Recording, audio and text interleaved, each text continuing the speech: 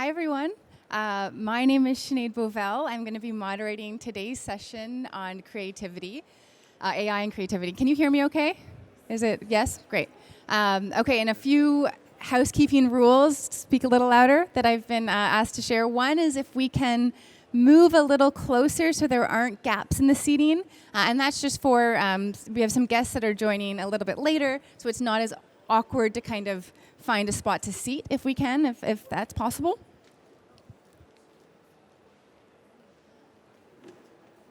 Great. And before we dive into our panel Q&A, I'm going to introduce one of our panelists, Jason Allen. You may have been familiar with some of his stories that have trended, but he's going to show us some of his creations in the world of AI, creativity, and art. And then we're going to dive into the panel. So, Jason.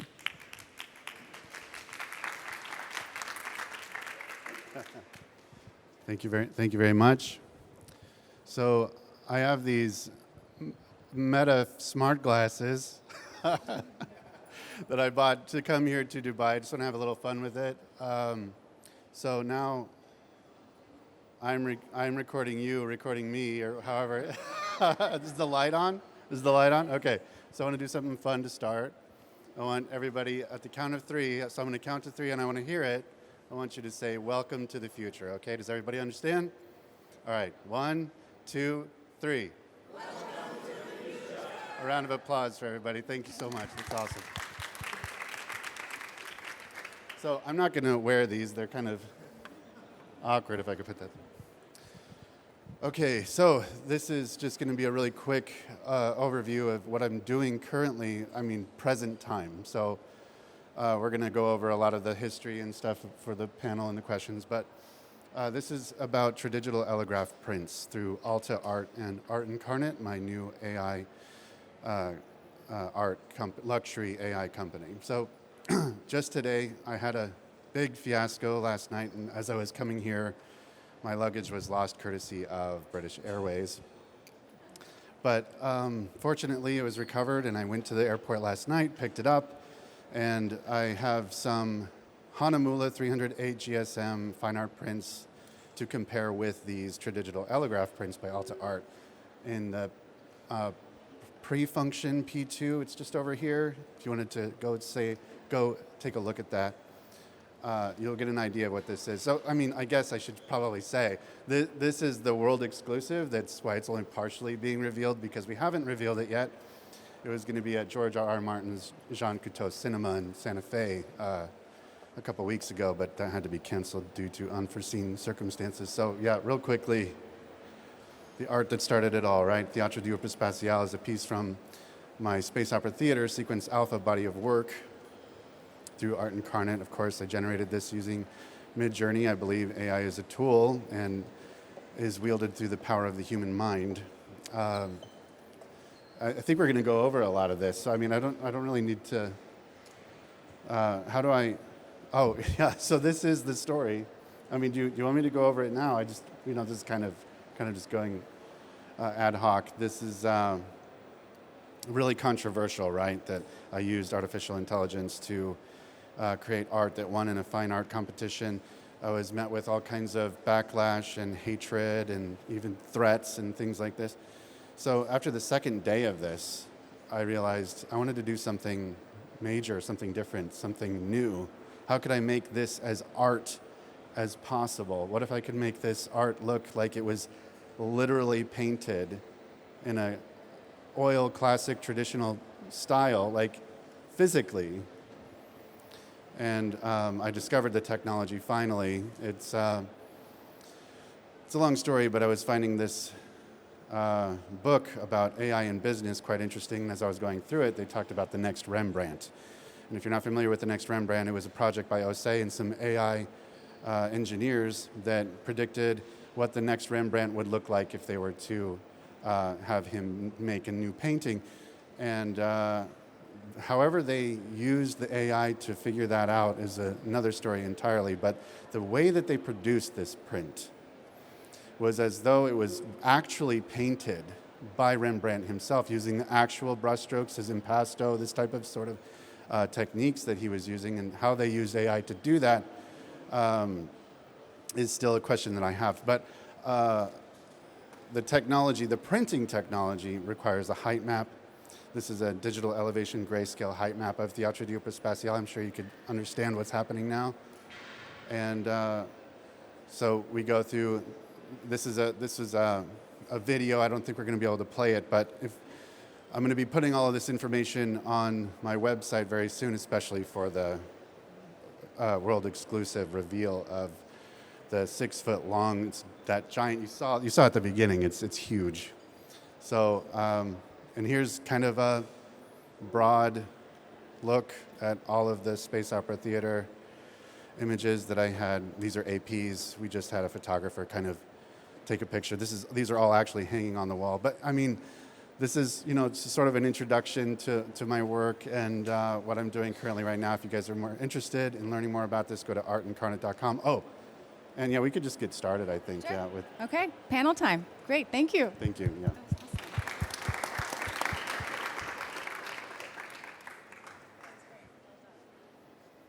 No, I just kind of. No, it's really helpful to see. So they're gonna set this up. Yep.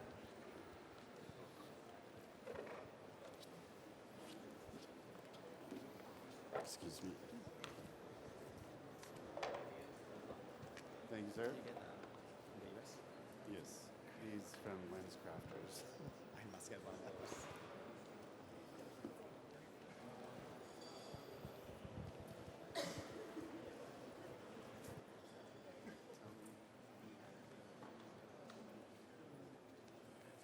Where shall we see it? The left?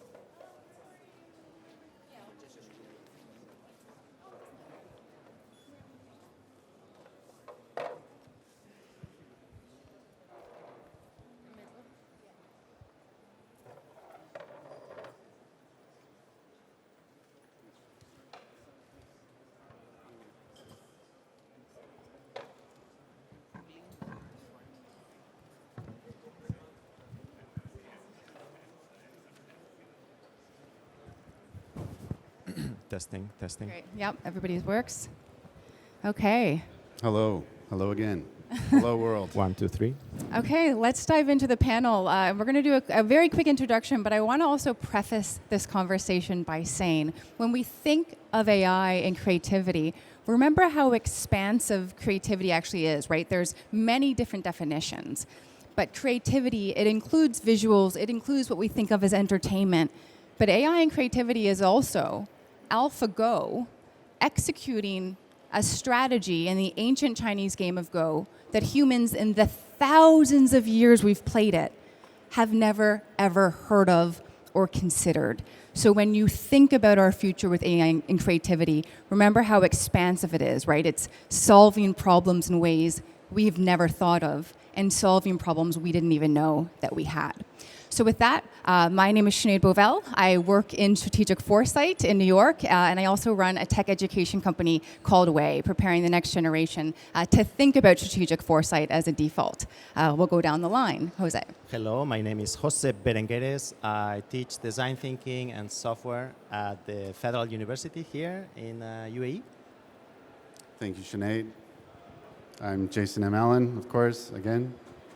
Hello everyone, my name is Irene Mwendwa. Habari ya leo. That's Swahili for how are you doing? And I hope you all learn Swahili. Thank you. I work for an organization based in Kampala, Uganda called Pollicy. And we'll get into the reason why it's called Pollicy. Thank you. Okay, so first question, and we'll start with you, Jason, based off of the presentation. Prior to becoming a digital artist and winning the competition in Midjourney, using Midjourney, which we'll get into, did you consider yourself an artist? Were you an artist prior to working with AI? So I've never considered myself an artist. I still don't consider myself an artist.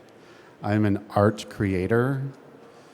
But so I have a background in computer science. When I got out of high school, I went into the Air Force for some time. After that, I got my bachelor's degree in computer science. I was most interested in video game design. And this translated roughly into creating Incarnate Games, which is a tabletop board game company. We create card games, tabletop games, dice games, things like this. And I realized that a lot of my computer science colleagues were interested in this same hobby. And fast forward to last year, of course, I started seeing, so I've worked with a lot of artists. I've commissioned art. I've been an art director for Incarnate Games. I have the same sensibilities as a lot of artists do. I have a high appreciation for art and artists, always have. And that's coming back from my love for D&D in my 20s. But when I started seeing what was coming out of artificial intelligence, I mean, I knew what it was. But I was on the fence about it, like a lot of people. But then around March or April in 2022, I started seeing art that I've never seen in my lifetime. And I said, okay, something's going on here. I have to try this. I have to see how I can, engage with my own creativity and artificial intelligence, and the rest is sort of history from there. And I ask that because I think it really showcases that what AI and what technology has always done is help us decouple creativity from the skill to execute. So you may have not considered yourself an artist, you may still feel kind of imposter syndrome, but you were always a creative. And what AI has done is it's allowed us to decouple that technical skill for you to be able to execute. What was the experience like from creation to the response to how the world sees AI art today? Right, so the experience from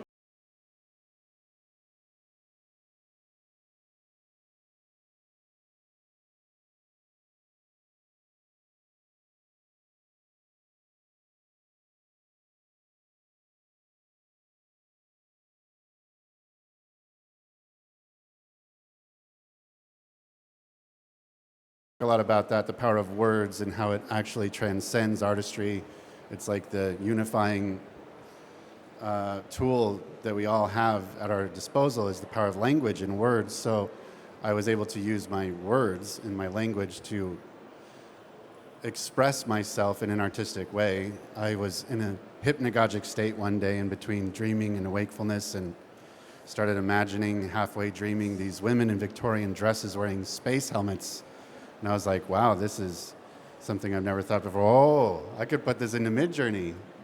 And I incorporated in this idea with my testing, and Space Opera Theater was born.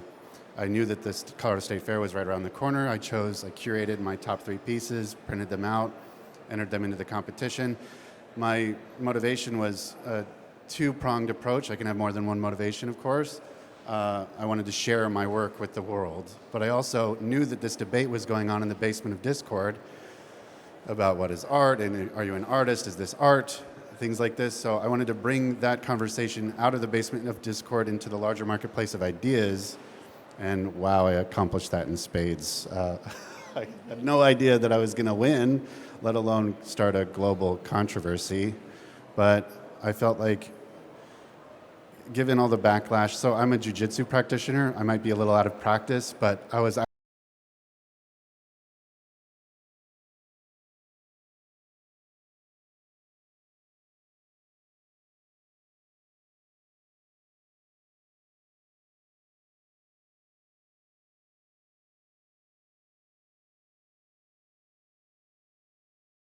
I don't want to seem like I'm insensitive. It's just I can talk about this all day. I think I answered your question.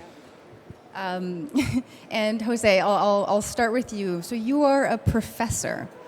From your perspective as a professor and through the context of the workforce, is artificial intelligence a multiplier of creativity, or is it a bit of a threat? That's what everybody is wondering right now, and I think a very good angle to look at this question is to look at previous examples of new technology. And so if you look at when we commercialize electricity, what happened? Everybody got wealthier. Rich people got richer. Not so rich people got also richer. But this one is a bit different because it just came out a study from the US. They took a senior software developer, 20 years experience, next to a junior developer, They give them both AI, ChatGPT. And the junior developer was as productive, as good as the 20-year senior developer. And this is what's different. 20 years erased like this, right? So yes, we will be more efficient and more creative, more happy. I don't know, if you are a senior developer or a senior artist, right? Maybe you're not so happy today. Okay, and in terms of, as a professor, how has it changed how you have to teach and how your students learn or how they use it?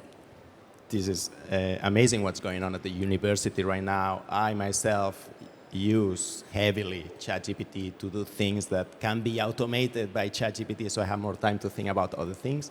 My best students are the ones that use ChatGPT most efficiently. I don't notice how they use it, they tell me. So for example, typical assignment, here's this data set, visualize, make a dashboard with Power BI. The best students, they take the data, they go to ChatGPT and say, make the code that visualizes this data. And ChatGPT makes the code, and then they can make the visual. That's the way to use ChatGPT. Some students are not so good at using it, and you can see it right away. How do you see it with this thing called tortured phrases? You can see it right away, you can say it. But the best students already know how to use it, and it's really, really amazing. It makes the class so much better, because then we can focus on the important stuff. Yeah, I agree. And I think when you think about, the purpose of education being to prepare students for the world of tomorrow, AI is going to be the default. And so when we hear things like banning AI, we're basically banning an opportunity to engage with the future safely. And I think AI, especially in the context of education, it's an opportunity to raise the bar on what humans have to bring to the table, right? If a basic essay can be done by the computer, how do we now raise the bar on what humans have to do? And so incorporating AI, don't just use AI to write an essay, you'll have to then critique that essay that your AI wrote, which is a more challenging writing skill than most of us would have learned. So just like the calculator, we can continue to creatively raise the bar. And did you want to jump in, or you're just checking your mic? Okay, Irene, let's go over to you. So you are the executive director of Pollicy based in Uganda. And it's technologists, it's academics, it's data scientists, it's creatives working at the intersection of data, technology, and design. So in your perspective, in what ways will AI help us create or perhaps detract from building more culturally rich and inclusive futures? Thank you. Thank you to my panelists who've spoken before me, and you've laid a wonderful context. I just wanted to start us off with the reality that we are facing in Africa, most parts of Africa really, because I cannot speak for the whole continent. What we have seen so far is that there's largely a large issue on large language models that are feeding these AI tools. Our local languages, there are over 500 local languages in Africa. I already introduced myself with one of our local languages, are not fully online. So with this challenge already, you can already see that it's going to prove a bit of a challenge to creativity. But all in all, does not mean that AI tools don't work. They work. But there is a need and a clarion call, just like I think Dubai has already developed an Arabic-based system that is feeding into this large language model. We are hopeful that innovators in the continent and women can support in localizing this large language model so that they can have most of our languages. If I ask any African in this room right now how many languages they speak, at a minimum it's 3. And this has code switching, it has some local context. And when you're using tools like ChatGPT sometimes and you're asking it and you feel, okay, this is missing my point because there's a way we express ourselves in local language.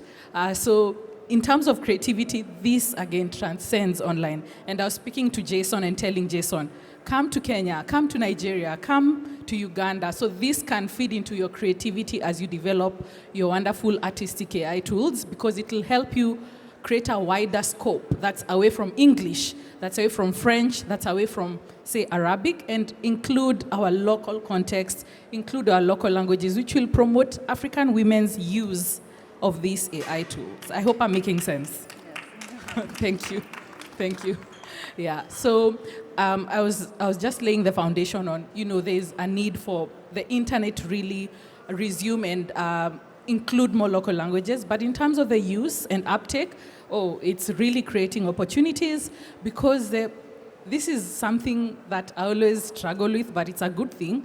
In Africa, technology advancements have surpassed our policy making. So sometimes when you want to hinder creativity, when you want to stop, why are youth going over and beyond, governments are not able to really regularize or control what the youth or women are actually using technologies for.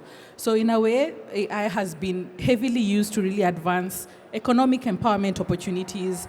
Hey, if you look at the future of work, we find that people who are doing traditional roles are now really trying to see how they can employ technologies to do more advanced things like improve their businesses, improve their creativity using Midjourney.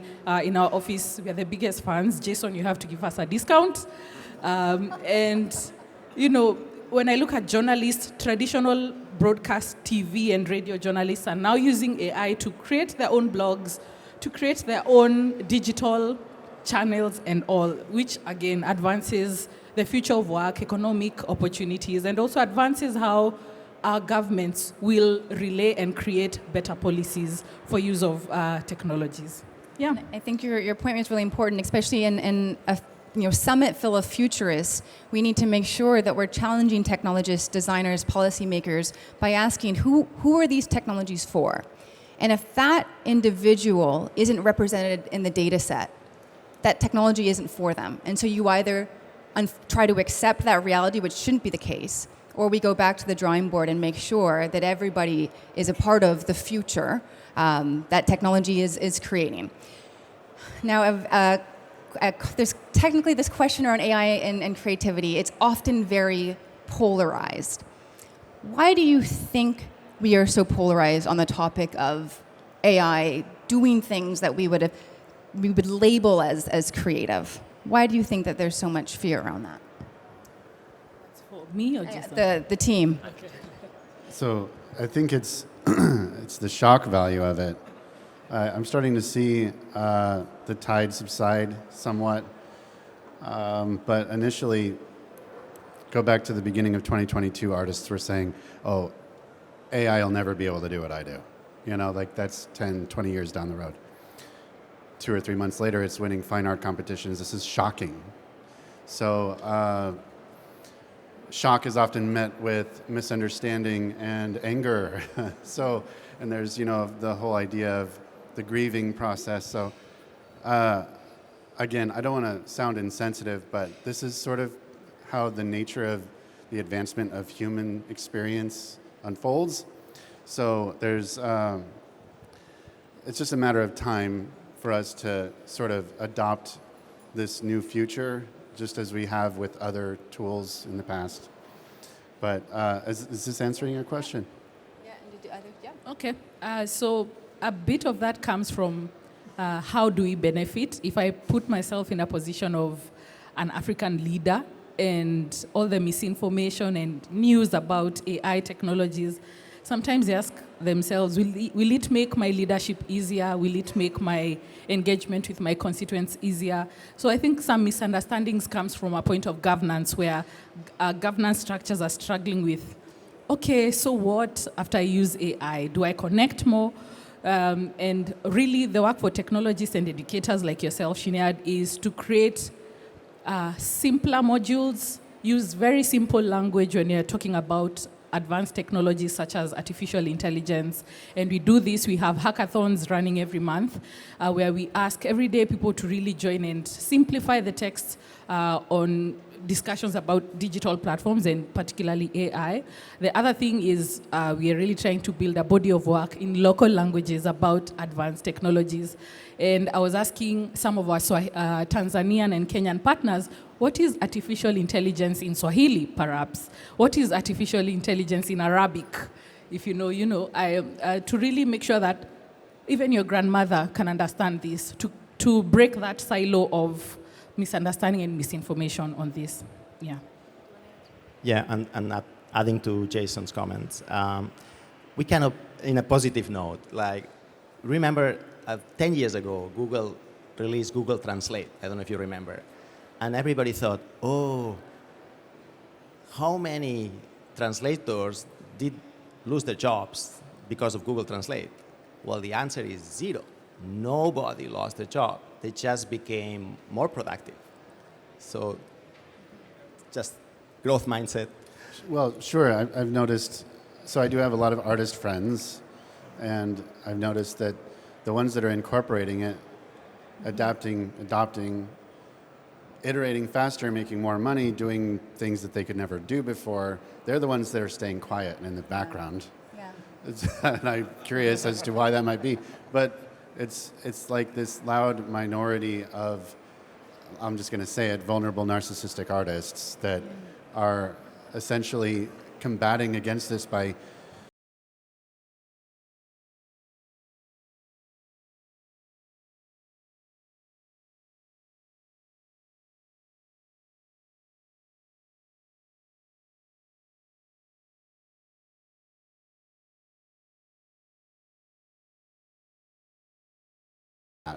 because they're assuming we have a strong AI. The distinction is false. The AI isn't choosing to decide and wanting to create art, and these things are just coming from a place of misunderstanding. It only takes like 30 minutes to read about deep learning in conjunction with diffusion to understand how it works. So, I mean, this is kind of the thing that I've been repeating over and over because some people aren't receiving the message, and because of that, I feel like this is a petulant argument, and I have no sympathy for that. And at a certain point, willful ignorance needs to be pointed out, and that's what I think it is. And I'll say too, creativity is something that we used to think was uniquely human. And so when you see a system synthesize the technical skills associated with creativity, it can sometimes feel like we're losing what it means to be human, but we're not. We're just changing it. And there's a futurist that I really like, Alexander Mano, and he describes AI art and creativity as just another pore artists will express themselves with. And I also think we're in this strange transition period, right? How I like to describe where we are. The camera's been invented. Movies in Hollywood have not. We are in this pre-development. There's industries and jobs that have yet to be created and invented where this technology will be the medium for that. And it's hard for us to see that right now. And there's always been challenges, right? Plato was very against the invention of writing because orality was seen as uniquely superior, and it showed that you maybe understood concepts better. And now we think of writing as something, but if we lose this, well, that was also a technology that became kind of the platform of how we communicate. So AI, it's just young in its development. Right. Well, so what you just said made me think of something. This is why I want artists to join our community. Instead of being so contrarian and pushing back against it, like, I'm not an artist, okay? Where are the artists that can use artificial intelligence to really show us what the purpose of what we can do with this is? They're instead just being, willfully in the back corner, not wanting to participate, judging it by doing whatever it is that they do. I'm not going to speak for them, but if I could have this conversation with an artist that is anti-AI, that's totally just carte blanche, no. How would I just want to, assume everything that they say is right and just get past all that to get to the question, how would you use AI to make art? Answer that question. And if that stumps them or if that doesn't spark any kind of innovation or ingenuity with them, then maybe they need to reevaluate what it means to be an artist, because artists typically will use things in a way that they're not intended to create something new and interesting and pave that way to the new form of whatever it is that this infancy is going to grow up to be. Yeah, and art and creativity, it's here. It's not necessarily just it's not in the tool, it's not in the AI, it's not in the computer, and it's not in the printing press. It's here. Okay, my next question as we kind of move towards the end. 15 years ago, the entire creator economy didn't exist. From podcasts to YouTube channels to the millions that would now consider themselves as creatives in the modern age. What industries and roles have yet to be invented, or what trends are you seeing as a result of AI and the future that are hard for us to imagine today? I am a professor, and I have no idea what's going to happen. I have to tell you. But what I know is it's not going to be boring. That's the thing. Yeah. For sure, reduction of costs in developing and productivity, developing new products and productivity generally. What would have costed generally $100, $100, will reduce up to 20. And it's not in a way to just reduce businesses, but to make life easy, especially for young people. The continent, Africa, has 80% below the age of 35. So you can imagine if you reduce costs for productivity, then you give people an opportunity to engage and start businesses and be entrepreneurial. So the future is very entrepreneurial. Yes, I agree. So the way I see the future, so I like to imagine this, maybe, just to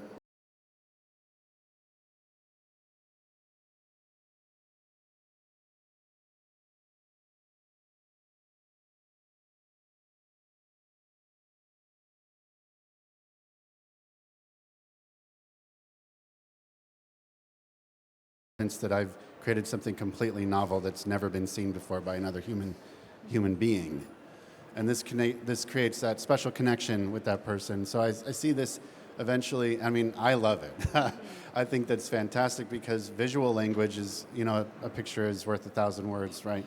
So maybe as we fast forward further into the future, the full realization of this type of technology would be, you come home from work after a long week and you sit down with your significant other and you say, hey, honey, let's watch a movie about you and me going on, we find this antique clock that has these secret magical powers that whisks us away into this future of, going through like time traveling and to the past and the future together, and eventually, we realized that in the end we only needed each other, and and then that's the prompt, right? And so you sit down and have this experience with your significant other as you're watching. You two are the stars of the show. That's going to happen, and so you're essentially living vicariously through yourself, who are the movie stars that don't exist. It's just like this is going to be some special new type of experience. That's just one thought I have about maybe. Yep. Yeah. What would it look like to be able to actually rewatch your dreams? And we will have the technology to be able to do that. And when you compound that with the end of screens and the end of smartphones, entertainment and art, it becomes something not only that we just feel, but that we are immersed in all around us. So what does it feel like to be the star of your own movie and physically seeing that kind of happen around you? And who are the people facilitating that, creating that? These are all the futures that have yet to be invented, but we know they kind of line the coming years, which I think is really exciting. So let's open it up for questions. I don't know if we have somebody that's kind of doing mics, or if we can kind of just shout. Okay, you do. Okay, great. So let's dive into questions. Wherever you... Thank y'all so much for that dynamic discussion and very informative discussion as well. My question is for Irene. So you mentioned that the technology in Africa is moving faster than the policymakers. I would humbly say that probably is the case globally. So to that extent, if you accept that kind of assumption, what would you say is the solution for that reconciliation? Okay. So I wanted to give another chance to take another question, but I can just answer. Definitely engaging the youth in more decision-making processes, as is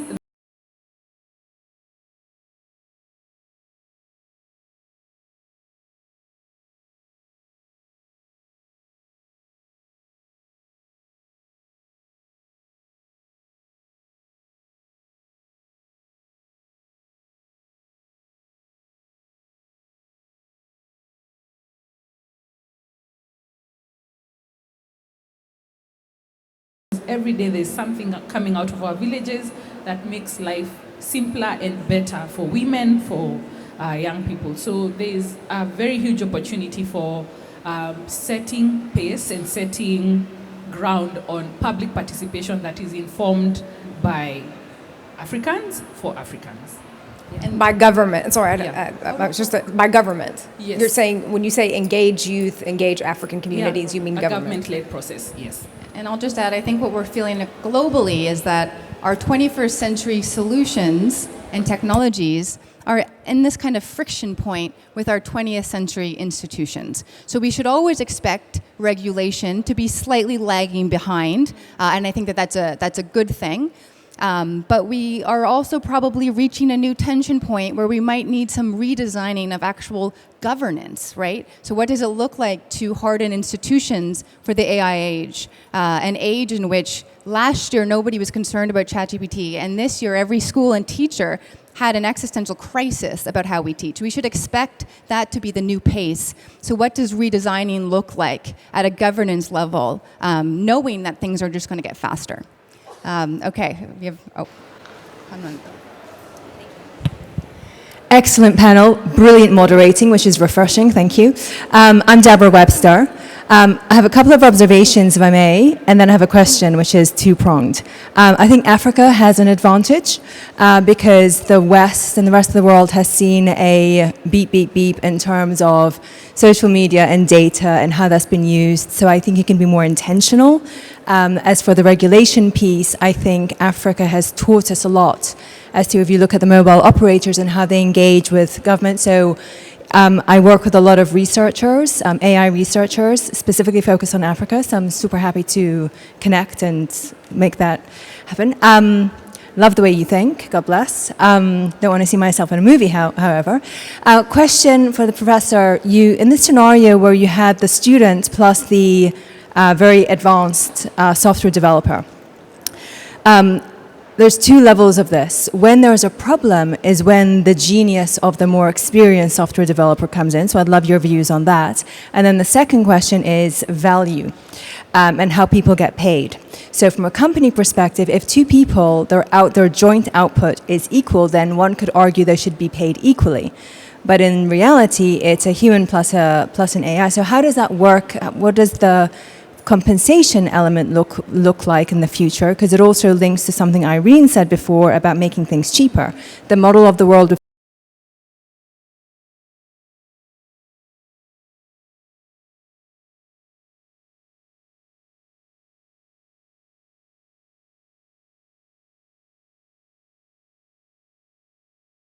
on that too. Sorry, that's a lot of questions.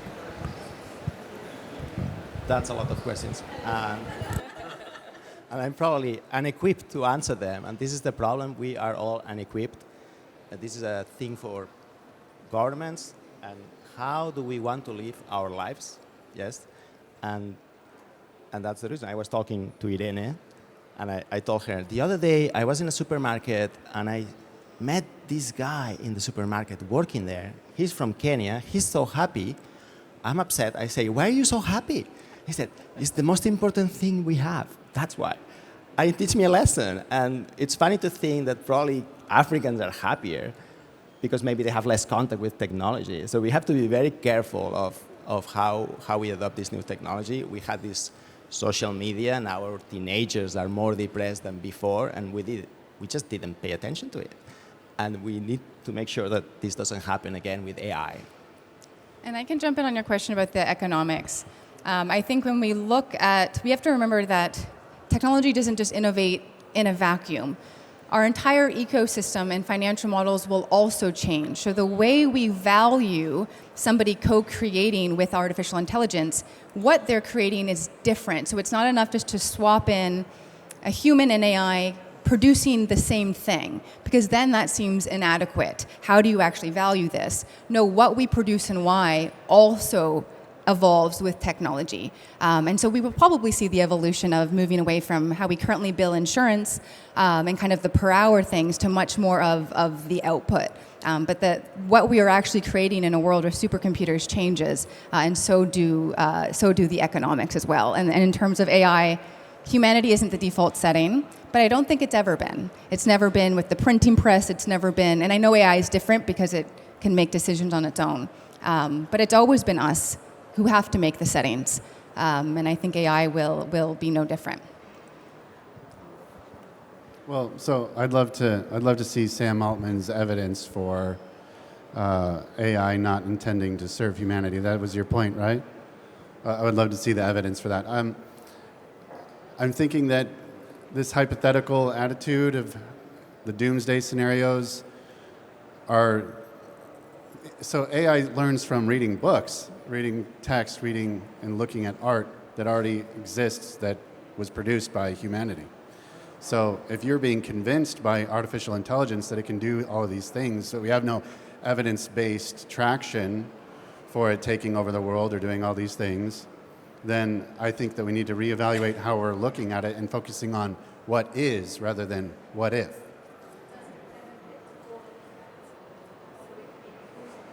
Right. Is this another hypothetical question? Are you speculating? Can you repeat? I can't hear you exactly.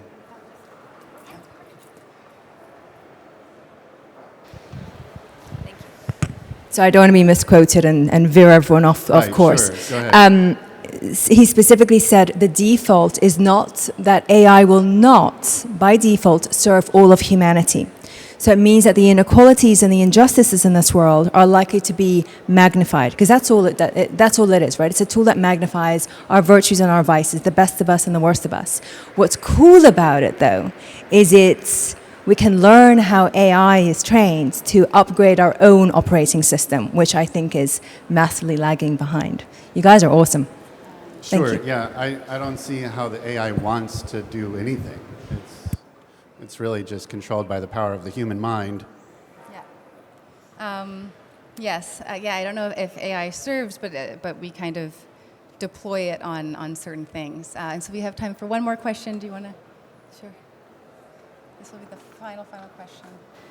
Hi, thank you to all the panelists and Sinead for moderating. I want to go back to creativity. I'm an AI innovator, strategist, and artist, so I work daily with AI and I'm advocate for AI.